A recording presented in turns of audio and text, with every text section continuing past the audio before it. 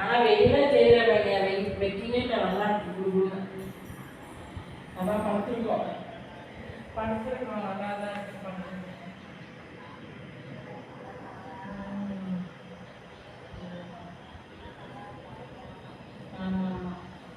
அடைச்சுலாம் இருந்துச்சு. இப்போ அந்த கதவெல்லாம் திறந்துச்சுட்டு காற்று அங்கிட்டு நல்லா வருது. வாசல் வந்து கேட்லேருந்து காற்று வந்து போயிடுச்சு.